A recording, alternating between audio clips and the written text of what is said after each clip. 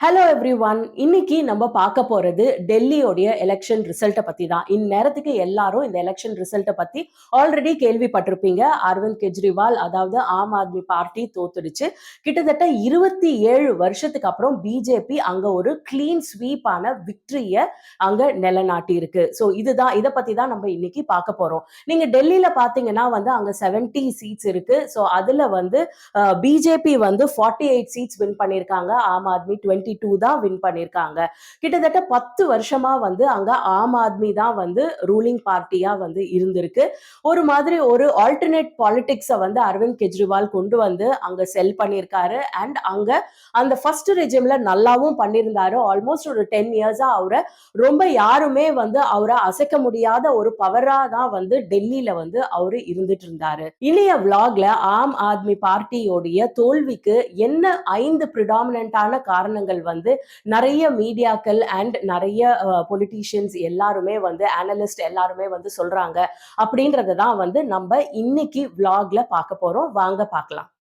ஆம் ஆத்மி பார்ட்டிக்கான முதல் failure of course anti incumbency தாங்க. So உங்களுக்கே தெரியும், கடந்த 10 வருஷமா ஆம் ஆத்மி பார்ட்டி பவர்ல இருக்காங்க. அண்ட் அஃப்கோர்ஸ் 10 வருஷம் எனி பொலிட்டிக்கல் பார்ட்டி பவர்ல இருக்கும்போது ஒரு ஆன்டி இன்கம்பன்சி இருக்க தான் செய்யும். இதை நம்ம ரெண்டு ரெண்டு பாகமா நம்ம பிரிச்சு பார்க்க வேண்டியதா இருக்கு. அரவிந்த் கெஜ்ரிவாலோடைய ஒரு ஃபர்ஸ்ட் ரெஜிம், இந்த ஃபர்ஸ்ட் ரெஜிம் பாத்தீங்க அப்படின்னா அவங்க இந்த ஸ்கூல் எஜுகேஷன் சிஸ்டத்தெல்லாம் ரீவாம்ப் பண்ணாங்க. நிறைய மாடல் கவர்னன்ஸ் ஃபார்முலா கொண்டு வந்தாங்க. நிறைய ஃப்ரீபீஸ் எல்லாம் அவங்க ஆஃபர் பண்ணாங்க. இந்த மாதிரி நிறைய குட் ஸ்கீம்ஸ் கொண்டு வந்தாங்க. அண்ட் பெட்டர் கவர்னன்ஸ் ஃபாரமை கொண்டு வந்தாங்க. ஸோ அவங்களால அவங்களுடைய பவர் பாலிடிக்ஸை டெல்லியில ரொம்ப ஸ்ட்ராங்கா வைக்க முடிஞ்சிச்சு. ஸோ அதனால ஃபர்ஸ்ட் ரெஜிம்ல பாத்தீங்கன்னா பிஜேபி நிறைய அவங்களுடைய ஹிந்துத்துவா கருத்துக்களை எடுத்துட்டு வந்தாங்க. அதுக்கப்புறம் இந்த ஃப்ரீ பீஸுக்கு ஆப்போசிட்டா அவங்க பிரச்சாரம் பண்ணி பார்த்தாங்க. கிரண் பேடியை முன்னாடி நிறுத்தி ஏதாவது பண்ண முடியுமா அப்படின்றத பார்த்தாங்க. ஸோ அவங்களுடைய அந்த பிஜேபியோடைய பேட்டில் அகேன்ஸ்ட் கெஜ்ரிவால் ஃபர்ஸ்ட் ரெஜிம்ல எடுபடலை. ஏன்னா அவர் நிறைய குட் ஸ்கீம்ஸை கொண்டு வந்ததாகவும் ஒரு model governance, some difference model கவர்னன்ஸை கொண்டு வந்ததாகவும் நம்ம பார்த்திருக்கோம். நீங்களே பார்த்தீங்கன்னா நிறைய பேர், ஒரு கமலஹாசன்ல இருந்து இங்க ஸ்டாலின் நம்மளோட சிஎம்ஆ இருக்கட்டும், எல்லாரும் போய் அவங்களுடைய அந்த எஜுகேஷன் சிஸ்டம், அந்த ஸ்கூல் சிஸ்டத்தை இதெல்லாம் போய் விசிட் பண்ணாங்க, பார்த்தாங்க. இந்த மாதிரி நிறைய மாடல் ஸ்கீம்ஸ் எல்லாம் அவரு கொண்டு வந்தாரு. இது ஃபர்ஸ்ட் ரெஜிம்ல. செகண்ட் ரெஜிம்ல என்ன ஆச்சு அப்படின்னா, செகண்ட் ரெஜிம்ல அவரு ரொம்ப இம்பார்ட்டண்டா அவங்களுடைய கேம்பெயின்ல சொன்னது 3 விஷயங்கள். ஒண்ணு கிளீனான யமுனை ஆறு. ஸோ யமுனை ஆறை கிளீனா வச்சுக்கிறோம் அப்படின்றத சொன்னாங்க. ரெண்டாவது ஒரு பெர்ஃபெக்டான drainage system, clean drinking water. இது ரெண்டாவது. மூணாவது பாத்தீங்கன்னா ஒரு பெர்ஃபெக்டான ரோட் டிரான்ஸ்போர்ட், ரோடெல்லாம் நல்லா போட்டு ரோட பக்காவா வைக்கணும் அப்படின்ற ஒரு விஷயத்தை தான் இந்த 3 விஷயத்தை தான் ப்ரிடாமினண்டா அவங்களோட கேம்பெயின்ல சொல்லியிருந்தாங்க. ஆனா என்ன ஆயிடுச்சு அப்படின்னா, இந்த 3 விஷயத்தையுமே அவரால் செய்ய முடியல. இந்த 3 விஷயத்தையும் அவரால் செய்ய முடியல அப்படின்றதும் என்ன பண்ணிட்டாரு அப்படின்னா, எலெக்ஷனுக்கு முன்னாடி அவரு மக்கள் கிட்ட ஒரு மன்னிப்பு கேட்டாரு. என்னால இந்த 3 விஷயத்தையும் நான் கேம்பெயின்ல வச்சேன், ஆனா என்னால செய்ய முடியல, எனக்கு இன்னொரு வாய்ப்பு கொடுங்க, நான் செய்யறேன் அப்படின்றத அவரு மன்னிப்பா கேட்டாரு. இத பிஜேபி தரப்புல அவங்களோட கேம்பெயின்ல என்னவா மாத்திட்டாங்க அப்படின்னா, பாருங்க அவரு சொன்னதை அவராலே செய்ய முடியாதுன்னு அவர் ஒத்துக்கிட்டாரு.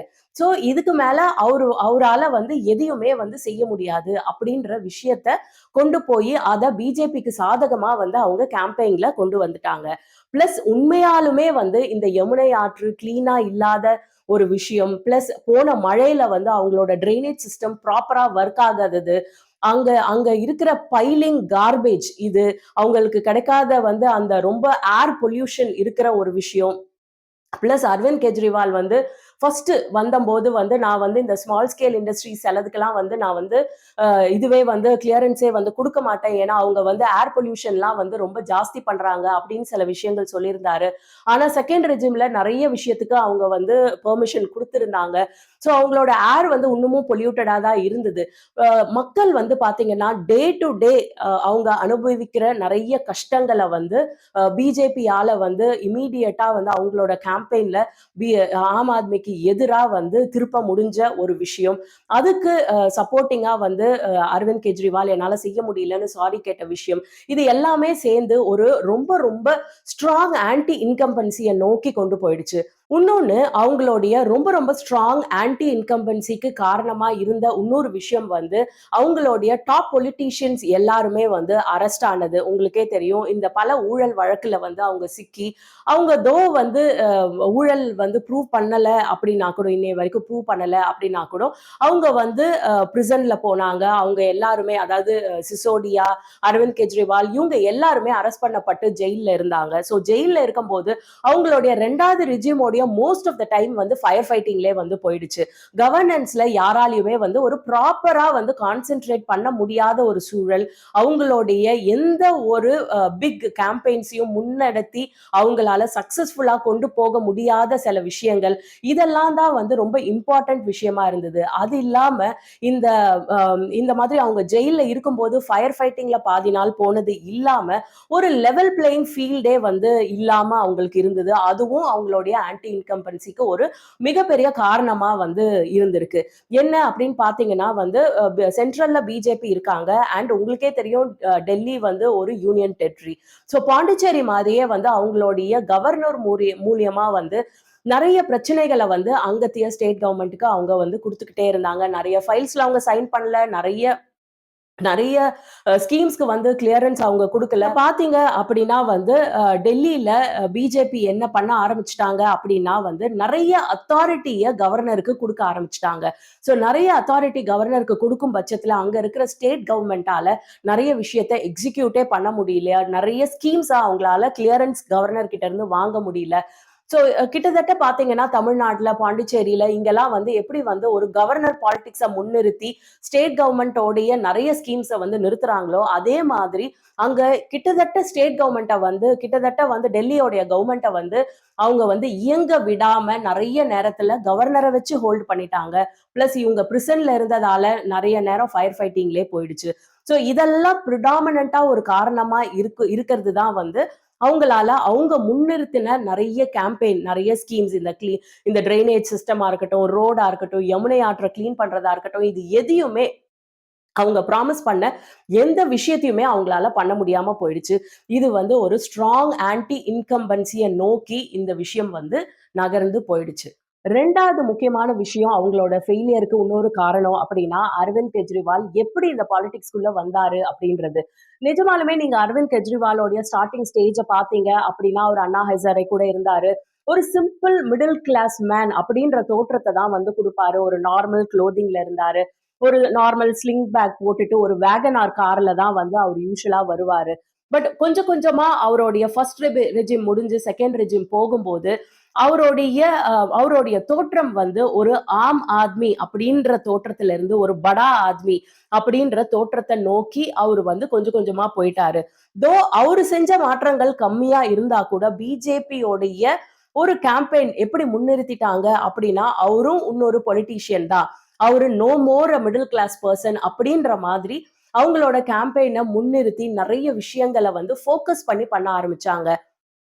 அதுல ஒரு இம்பார்ட்டன்ட் விஷயம் தான் வந்து இந்த சேஷா மெஹால் சிஎம் ஹவுஸ். சிஎம் ஹவுஸ அவர் வந்து ரெனோவேட் பண்றாரு. அதுல பல கோடி ரூபாய் வந்து அவர் செலவு பண்ணி சிஎம் ஹவுஸ ரெடி பண்றாரு. அத வந்து அவங்க பிஜேபி வந்து எப்படி முன்னிறுத்தி பிளே பண்ணாங்க அப்படின்னா, அவர் ஏதோ தனக்காக ஒரு வீடு கட்டிக்கிறாரு அப்படின்றத தான் வந்து ஒரு லோவர் செக்மெண்ட் மக்கள் கிட்ட எப்படி கடத்திட்டாங்க அப்படின்னா, அவர் பாருங்க அவருக்காக எவ்வளவு பெரிய வீட கட்டிக்கிறாரு. எவ்வளவு கோடி ரூபாய் செலவு பண்ணி ஒரு சிம்பிள் மிடில் கிளாஸ் மேனுக்கு இவ்வளவு பெரிய வீடு தேவையா? அப்படின்ற மாதிரி இத முன்னிறுத்தி பிரச்சாரத்த வச்சாங்க. பட் ஆனா அவரு கட்டுன அது வந்து சிஎம் ஹவுஸ். அது வந்து கவர்மெண்டோடைய ஒரு சிஎம் ஹவுஸ் தான். இப்ப அவர் கட்டுன அந்த வீட்ல வந்து பிஜேபியோடைய ஒரு சிஎம் தான் வந்து இருக்க போறாரு. அது வந்து ஒரு கவர்மெண்ட் ப்ராப்பர்ட்டி. அத வந்து ரெனோவேட் பண்ணாரு அவரு. சோ அத வந்து இந்த மாதிரி ஒரு ஃபோக்கஸ் குடுத்து ஏதோ அவரு வந்து அவருக்கான வீட அவர் கட்டிக்கிற மாதிரி ஒரு ஒரு விஷயத்த ஒரு பிரச்சாரத்த முன்னெடுத்துனாங்க. அதுக்கப்புறம் இன்னொரு இம்பார்ட்டன்டான விஷயம் நீங்க பார்த்தீங்க அப்படின்னா, கெஜ்ரிவால் பாலிடிக்ஸ்க்கு வந்ததே வந்து இந்த மாதிரி ஸ்கேம், ஊழல் இதெல்லாம் வந்து அப்போஸ் பண்ணி தான் வந்து வந்தாரு. அண்ட் ஸ்ட்ராங் அப்போசிஷனா வந்து காங்கிரஸ பண்ணாரு. பட் அவரே வந்து இந்த டெல்லி லிக்கர் கேஸ்ல வந்து அரெஸ்ட் ஆகி ஜெயிலுக்கு போய் அண்ட் அவங்களுடைய ப்ரிடாமினன்ட்டா இருக்கிற மினிஸ்ட்ரீஸ்ல நிறைய பேர் வந்து இந்த ஸ்கேம்ல இன்வால்வ் ஆனது இது எல்லாமே வந்து அவர வந்து ஒரு மிடில் கிளாஸ் மேன் அப்படின்றதுல தாண்டி ஹி இஸ் அனதர் பொலிட்டீஷியன். இவரும் எல்லாரும் மாரி தான். பிஜேபி, காங்கிரஸ் இவங்கள மாதிரி இன்னொரு பொலிட்டீஷியன் தான் அப்படின்ற ஒரு பிம்பத்த குடுத்துட்டாங்க. பட் இனிஷியலா அவருக்கு என்ன மாதிரி ஒரு பிம்பம் இருந்துச்சு அப்படின்னா, நான் வந்து உங்களுடைய ஒரு ரெப்ரசன்டேட்டிவ். உங்கள மாதிரி ஒரு மிடில் கிளாஸ் செக்மென்ட்ல இருந்து வந்த ஒரு ரெப்ரசன்டேட்டிவ் அப்படின்றத தான் வந்து ஃபர்ஸ்ட் பிம்பத்த குடுத்தாரு. அதனால தான் வந்து எல்லாரும் வந்து அவர நோக்கி வந்து ஒரு ஸ்ட்ராங் அவரு தான் இருக்கணும் அப்படின்னு ஒரு ஸ்ட்ராங் சப்போர்ட் அவருக்கு மக்கள் வந்து குடுத்தாங்க. அதுக்கு ஏத்த மாரி அவரு என்ன பண்ணாரு அப்படின்னா, இனிஷியலா ஒரு வேகனார் கார்ல வருவாரு. அவரு ஃபர்ஸ்ட் என்ன சொன்னாருன்னா, "நான் எப்போதுமே இந்த மாரி ஒரு வேகனார் கார்ல தான் வருவேன்" அப்படின்னு அவரு சொன்னாரு.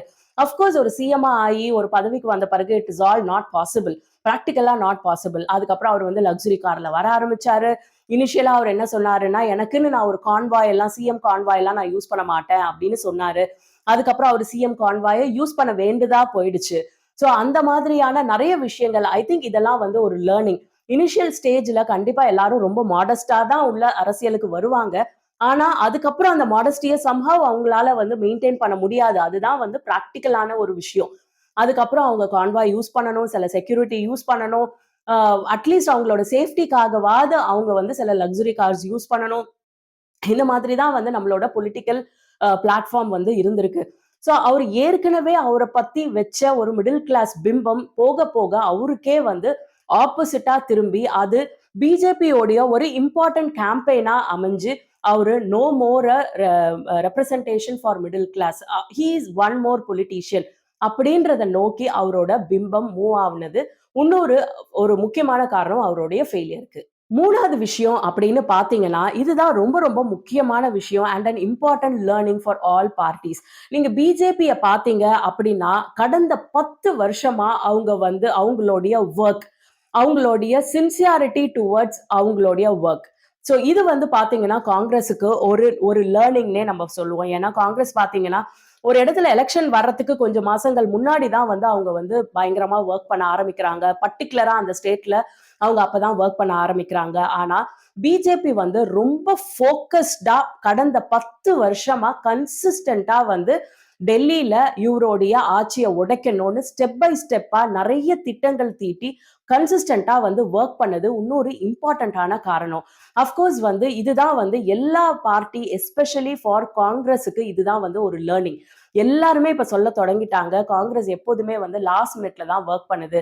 பட் பிஜேபி பாருங்க நார்த் ஸ்டேட்ல ஒரு ஸ்டேட்ல எடுத்துட்டு கன்சிஸ்டன்ட்டா வொர்க் பண்றாங்க அப்படின்னு.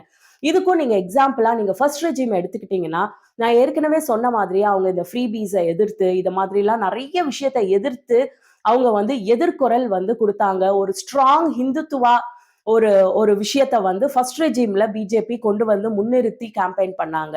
ஆனா, அது படுதோல்வி அடைஞ்சுச்சுன்னு தெரிஞ்ச உடனே, செகண்ட் ரெஜிம்ல அவங்க என்ன பண்ணிட்டாங்க அப்படின்னா, ஜென்ரலா இந்த டெல்லி வந்து 2 பெரிய செக்டரா வந்து பிரிக்கிறாங்க. அதுல வந்து ஃபர்ஸ்ட் பார்த்தீங்கன்னா, இந்த ஜுகி ஜோப்ரி அப்படின்ற ஒரு அ ஒ ஒரு லோவர் மிடில் கிளாஸ் அதாவது ஏழை மக்கள் வாழற இடம் அப்படின்றது தான் வந்து இந்த ஜுகி ஜோப்ரியோடைய இடம்.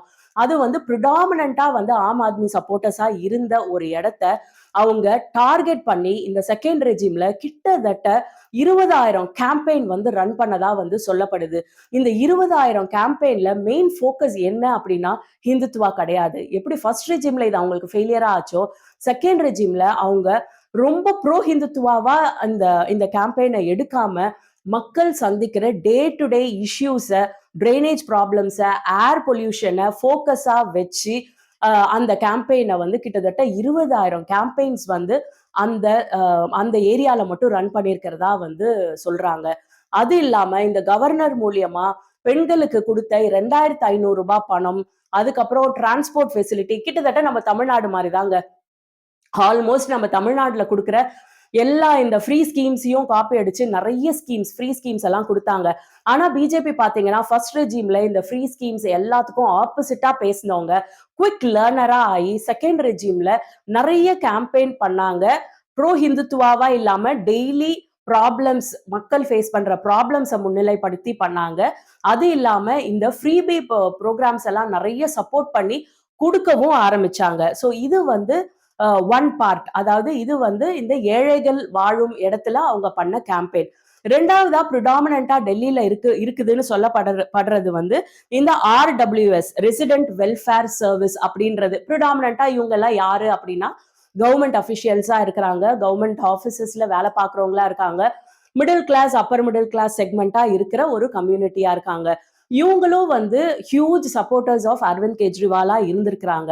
ஸோ இவங்கள ஃபோக்கஸ் பண்ணி கேம்பெயின் மட்டும் இல்லாம என்ன மாதிரியான விஷயங்கள்லாம் கொண்டு வராங்க அப்படின்னா, இந்த பே கமிஷனா இருக்கட்டும், இந்த கடைசியா கொண்டு வந்த டாக்ஸ் ரிபேட்டா இருக்கட்டும், இந்த ப்ரோ ஹிந்துத்துவாவா இல்லாம இவங்க வந்து ஒரு காமன் மேனா அப்ரோச் பண்ணதா இருக்கட்டும், இது எல்லாம் சேர்ந்து ஈவன் அந்த மிடில் கிளாஸ் செக்மெண்ட்டையும் வந்து டார்கெட் பண்ணி ஓகே, நம்ம இவங்களுக்கு தான் நெக்ஸ்ட் வாய்ப்பை கொடுத்து பார்ப்போமே. ஏன்னா எஸ்பெஷலி இந்த டாக்ஸ் ரிபேட்டா இருக்கட்டும், பே கமிஷனா இருக்கட்டும், இந்த கவர்மெண்ட்ல ஒர்க் பண்ற கிளாஸ் ஆஃப் பீப்புளுக்கு ஒரு பெரிய பெரிய வரப்பிரசாதமா வந்துச்சு. ஸோ அது வந்து இந்த பிஜேபியோடைய சப்போர்ட்டுக்கு இன்னொரு காரணமா இருந்துச்சு அப்படின்றத தான் வந்து சொல்லப்படுறாங்க. ஸோ இது கூடவே நீங்க பார்த்தீங்க அப்படின்னா, எப்படி வந்து பிஜேபி வந்து ரொம்ப ஒரு ஸ்ட்ராங் ஹிந்துத்துவாவ எடுக்காம, நெறைய மக்களுடைய காமன் ப்ராப்ளம்ஸ பேசினாங்க. ஃப்ரீபீஸ வந்து ப்ரமோட் பண்ணாங்களோ, அதே மாதிரி கெஜ்ரிவால் என்ன பண்ணிட்டாரு அப்படின்னா, ஃபர்ஸ்ட் ரெஜிம்ல அவர் ரொம்ப ஹிந்துத்துவாவ பத்திலாம் பேசாதவரு. செகண்ட் ரெஜிம்க்கு கொஞ்சம் முன்னாடி பார்த்தீங்க அப்படின்னா, இந்த ஹனுமான் சாலிசியா பாடுறது, ஒரு சாஃப்ட் ஹிந்துத்துவா அப்ரோச் அப்படின்றத வந்து நெறைய பேர் சொல்றாங்க. அவரு வந்து ஒரு மாதிரி ஒரு சாஃப்ட் ஹிந்துத்துவா. நான் வந்து ரொம்ப ஹார்ஷா இல்ல, பிஜேபி மாதிரி இல்ல. பட் நான் வந்து ஒரு கடவுள் ஆதரவாளர் தான். நான் வந்து இதெல்லாம் பண்ணுவேன். அப்படின்ற மாரி ஒரு சாஃப்ட் ஹிந்துத்துவா அப்ரோச் வந்து குடுத்தது. அவருக்கு மிகப்பெரிய பின்னடைவ குடுத்திருக்கு அப்படின்னு சொல்றாங்க. ஏன்னா ஜென்ரலா நீங்க பார்த்தீங்க அப்படின்னா, இந்த ஹிந்துத்துவா அப்படின்றத ரொம்ப ஸ்ட்ராங்கா கொண்டு போறது பிஜேபி. நீங்க ஹிந்துத்துவா அப்ரோச் எடுத்தீங்க அப்படின்னா, நாங்க பிஜேபிக்கே போறோமே, அது இத விட பெட்டர் ஆச்சே ஹிந்துத்துவால அப்படின்ற ஒரு அப்ரோச்ச தான் வந்து மக்கள் எடுத்ததா சொல்றாங்க. ஸோ அரவிந்த் கெஜ்ரிவாலோடைய இந்த சாஃப்ட் ஹிந்துத்துவா அப்ரோச்சும் வந்து ஒன் ஆஃப் தி காரணமா தான் வந்து பார்க்கப்படுது. 4வது முக்கியமான ஃபேக்டரா வந்து நம்ப எல்லாருக்கும் தெரியிற ஒரு விஷயம் தான். ஆக்சுவலா வந்து அரவிந்த் கெஜ்ரிவால் வந்து ஸ்டார்ட்டிங்ல காங்கிரஸை எதிர்த்து தான் வந்து அவங்களுடைய ஊழலை எதிர்த்து தான் வந்து அரசியலுக்கு வந்தாரு. பட் அதுக்கப்புறம் வந்து என்ன ஆச்சு அப்படின்னா வந்து இப்ப ரீசென்ட் டைம்ஸ்ல இண்டி கூட்டணியில சேர்ந்தாங்க. அதுக்கப்புறம் வந்து இப்ப இந்த டெல்லி எலெக்ஷன்ல நாங்க 2 பேரும் தனித்தனியா தான் நிப்போம். நான் இண்டி கூட்டணிய சப்போர்ட் பண்ணா கூட, கருத்து ரீதியா சப்போர்ட் பண்ணா கூட, பட் ஸ்டேட் கவர்மெண்டோடைய எலெக்ஷன்னு வரும்போது நாங்க தனியா தான் நிப்போம் அப்படின்ற ஒரு ஸ்டாண்ட் பாயிண்ட கொண்டு வந்துட்டாரு. சோ அந்த இண்டி கூட்டணி வந்து ஸ்ட்ராங்கா இல்ல. அவரு எப்ப வந்து நாங்க டெல்லியில நிக்கும்போது தனியா நிப்போம் அப்படின்ற ஸ்டாண்ட வந்து அவரு எடுக்கும் பட்சத்துல, காங்கிரஸும் இவருக்கு ஆப்போசிட்டா வொர்க் பண்ண ஆரம்பிச்சுட்டாங்க. அப்ப என்ன ஆயிடுச்சு அப்படின்னா, இந்த வோட் ஷேர் 2ஆ வந்து பிரிஞ்சிருச்சு. சோ ஜெனரலா வந்து காங்கிரஸ் வாங்குற வோட் ஷேர விட இந்த தடவ கொஞ்சம் ஜாஸ்தியாவே வாங்கியிருக்காங்க. அண்ட் வோட் வந்து பிரிஞ்சிருச்சு அப்படின்றத தான் வந்து சொல்றாங்க. ஸோ ஒரு ஸ்மால் ஸ்டாட்டிஸ்டிக்ஸ் நீங்க பார்த்தீங்க அப்படின்னா, அரவிந்த் கெஜ்ரிவால் அவரோட தொகுதியில பார்த்தீங்கன்னா, கிட்டத்தட்ட 4000 ஓட்டு வித்தியாசத்துல வந்து அவரு வந்து தோக்குறாரு. அந்த தொகுதியிலே வந்து காங்கிரஸ் வந்து 4500 ஓட்டு வந்து எடுக்குது. ஸோ சப்போஸ் காங்கிரஸும் இவரும் ஒண்ணா சேர்ந்து நின்னுருந்தாங்க அப்படின்னா, அரவிந்த் கெஜ்ரிவால் வந்து ஜெயிச்சிருப்பாரு. அதே மாதிரி சிசோடியா வந்து அவருடைய இடத்துல வந்து கிட்டத்தட்ட 650 ஓட்டு வித்தியாசத்துல தான் வந்து தோக்குறாரு. ஆனா அதே இடத்துல காங்கிரஸ் வந்து 7000 ஓட்டுக்கு மேல வந்து எடுக்குது. சப்போஸ் அந்த இடத்துல வந்து கூட்டணி இருந்திருந்தது அப்படின்னா, சிசோடியா வந்து ஜெயிச்சிருப்பாரு. ஸோ ஆட்சியே அவங்க பிடிச்சிருப்பாங்களோ இல்லையோ, பட் இந்த மாதிரி இம்பார்ட்டன்டான மக்கள் ஆட்சிய பிடிச்சிருக்கிறதுக்கும் வாய்ப்பு இருக்குன்னு சொல்றாங்க. பட் அட்லீஸ்ட் இந்த மாதிரி இம்பார்ட்டன்டான பொலிட்டீஷியன்ஸ் வந்து வின் பண்ணியிருப்பாங்க. கண்டிப்பா வந்து காங்கிரஸும், ஆம் ஆத்மியும் ஒண்ணா இந்த எலக்ஷன சந்திச்சிருந்தாங்க அப்படின்னா, ஜெயிக்கிறதுக்கு கொஞ்சம் வாய்ப்பு இருந்திருக்கு. பட் அட்லீஸ்ட் வந்து இந்த மாதிரி பெரிய பொலிட்டீஷியன்ஸ் எல்லாம் ஜெயிச்சிருப்பாங்க. ஓட்டு வித்தியாசமும் வந்து ரொம்ப ரொம்ப அதாவது சீட்டு வித்தியாசமும் வந்து ரொம்ப ரொம்ப கம்மியா இருந்திருக்கும் அப்படின்றத சொல்றாங்க. அது இல்லாம இன்னொரு விஷயம் என்ன ஆயிடுச்சு அப்படின்னா, அரவிந்த் கெஜ்ரிவாலுக்கு ஆப்போசிட்டா பேசினது காங்கிரஸும் நெறைய கேம்பெயின எடுத்துட்டு வந்தாங்க. இன்ஃபாக்ட் வந்து இந்த லிக்கர் கேஸ்ல வந்து காங்கிரஸ் வந்து ஸ்ட்ராங்கான அப்போசிஷன் குடுத்தாங்க. நெறைய கேம்பெயின் அவருக்கு அகைன்ஸ்டா பண்ணாங்க. இந்த சிஎம் மஹால் ரெனோவேட் பண்ணதுல வந்து அவங்க வந்து ஒரு ஸ்ட்ராங்கான வேர்ட் வந்து நெறைய கேம்பெயின்ஸ் வந்து ரன் பண்ணாங்க. ஸோ அவருக்கு எதிரான பேச்சு பார்த்தீங்கன்னா, காங்கிரஸும் ஸ்ட்ராங்கா நெறைய கேம்பெயின் பண்ணுது. காங்கிரஸ்க்கு ஆதரவா இருந்ததோ இல்லையோ, பிஜேபிக்கு ரொம்ப ஆதரவா இந்த சீட்ஸ வந்து பிரிச்சு விட்டுடுச்சு. ஸோ இது இந்த காங்கிரஸோட சேர்ந்து இண்டி கூட்டணியா நிக்காதது இன்னொரு ஒரு மேஜர் காரணம் அவரு ஜெயிக்காததுக்கு ஒரு காரணமா இருக்கு அப்படின்னு எல்லாரும் சொல்றாங்க. 5வது காரணம் இது ரொம்ப ஒரு சிம்பிளான ஒரு காரணம் தான். என்னன்னு நீங்க பார்த்தீங்க அப்படின்னா, ஒரு வருஷமும் வந்து டெல்லியில பார்த்தீங்கன்னா, ஒரு ப்ளேம் கேம் தான் வந்து இவரு ஆடுற மாதிரி இருக்கு. அதாவது எங்களால இது செய்ய முடியாததுக்கு காரணம் வந்து கவர்னர் தான். சென்ட்ரல் கவர்ன்மெண்ட் எங்கள இதெல்லாம் செய்ய விடுறதில்ல. இந்த ஸ்கீம் எல்லாம் அவங்க த்ரூ பண்ண மாட்றாங்க. இந்த மாதிரி வந்து ஒரு ப்ளேம் கேம் வந்து அடிக்கடி வந்து அவரு பண்றதா, நெறைய ஸ்கீம்ல வந்து அவரு பண்றதா. அஃப்கோர்ஸ் அவரு அத வேண்டி பண்ணல. பட் அவரால நிஜமாலுமே வந்து நெறைய விஷயத்த வந்து கவர்னர தாண்டி இம்ப்ளிமெண்ட் பண்ண முடியாத நெறைய விஷயங்கள் வந்து அவரால வந்துருச்சு. ஸோ ஒரு பாயிண்ட் வரைக்கும் தான் வந்து மக்கள் வந்து வெயிட் பண்ணுவாங்க இல்லையா? அதாவது சில விஷயங்களுக்கு மக்களால நெறைய வெயிட் பண்ண முடியும். பட் டே டு டே விஷயம், ஒரு ஏர் பொல்யூஷனா இருக்கட்டும், ஒரு கிளீனான தண்ணி கிடைக்கிறதா இருக்கட்டும், ப்ராப்பரான ட்ரெயினேஜ் வரதா இருக்கட்டும், இதுலலாம் வந்து மக்களுக்கு வந்து ரொம்ப வெயிட்டிங் டைம் பொலிட்டீஷியன்ஸ்க்கு குடுக்க மாட்டாங்க. அப்ப என்ன ஆகுது அப்படின்னா, நீங்க எப்பவுமே வந்து இந்த ப்ளேம் கேம் தான் ஆடுறீங்க. ஸோ நாம ஏன் வந்து இந்த டபுள் இன்ஜின் சர்க்கார நோக்கி போயிடக்கூடாது? எனிவே சென்ட்ரல்ல பிஜேபி இருக்கு. இங்கேயும் பிஜேபி வந்தாங்கன்னா, அட்லீஸ்ட் இப்பதான் அவங்க வந்து ஃப்ரீபீஸ ஏத்துக்கிறாங்க. நெறைய ஸ்கீம்ஸ ஏத்துக்கிறாங்க. ஆல்மோஸ்ட் ஆம் ஆத்மி சொன்ன எல்லா ஸ்கீமையுமே இவங்க ஏத்துக்கிட்டாங்க. அப்படி இங்க ஏத்துக்கிட்டு இருக்கும்போது, நம்ம ஏன் இந்த டபுள் இன்ஜின் சர்க்கார நோக்கி போயிடக்கூடாது? அட்லீஸ்ட் நம்மளுடைய டே டு டே பிரச்சனையாவது சால்வ் ஆகுமே! அப்படின்ற மாதிரி மக்கள் வந்து நெறைய திரும்பிட்டாங்க. ஸோ அது இல்லாம நீங்க இன்னொரு விஷயம் நீங்க பார்த்தீங்க அப்படின்னா, அவருடைய ரீசென்ட்டான சில அப்ரோச்சஸ் நீங்க பார்த்தீங்கன்னா வந்து மறுபடியும் வந்து அவரு அவரு அவர வந்து எது வந்து இட் ஹஸ் செட் அபார்ட்டோ அது வந்து இல்ல அப்படின்ற மாரி ஆயிடுச்சு. ஃபார் எக்ஸாம்பிள் நீங்க பார்த்தீங்க அப்படின்னா, அதிஷி சிங் அவங்க தான் வந்து அ அ அரவிந்த் கெஜ்ரிவால் வந்து லாஸ்ட் டைம் பிரிசனுக்கு போன பிறகு போன செப்டம்பர் மாசம் வந்து அவரு வந்து ரிசைன் பண்ணிடுறாரு. ரிசைன் பண்ணிட்டு மக்களே வந்து இதுக்கு மேல என்ன தேர்ந்தெடுத்தா தேர்ந்தெடுத்துக்கட்டும். மக்களுக்கு தெரியும் அப்படின்ற மாதிரி ஒரு ஸ்டாண்ட் பாயிண்ட் எடுத்துட்டு அவரு ரிசைன் பண்ணிடுறாரு. அதுக்கப்புறம் இந்த அதிஷி அப்படின்றவங்க தான் வந்து சிஎம்மா வந்து பதவி ஏற்கிறாங்க. அவங்க சிஎம்மா வந்துட்டு என்ன பண்றாங்க அப்படின்னா, she is a well educated woman. அவங்க தான் வந்து இந்த ஸ்கூல் டிபார்ட்மெண்ட் எல்லாம் பார்த்துக்கிறாங்க. நல்ல எஜுகேட்டடான, நல்ல நாலேஜபிள் பெர்சன். ரொம்ப கரெக்ட்டான பெர்சன் தான். பட் அவங்க என்ன பண்றாங்க அப்படின்னா, அவங்க சிஎம்மா பதவி ஏத்த பிறகு, அந்த சிஎம் சேர் கெஜ்ரிவாலோடைய சேர்ல உட்காராம, அதுக்கு பக்கத்துல ஒரு சேர் போட்டு உட்கார்றாங்க. நான் வந்து இந்த சிஎம் சேர்ல உட்கார மாட்டேன் அப்படின்ட்டு ஒரு மாதிரியா அ ஒரு எஜுகேட்டடான ஒரு பெர்சன் வந்து இந்த மாதிரி செய்யணுன்ற அவசியம் கிடையாது. அந்த மாதிரி அவங்க செய்றாங்க.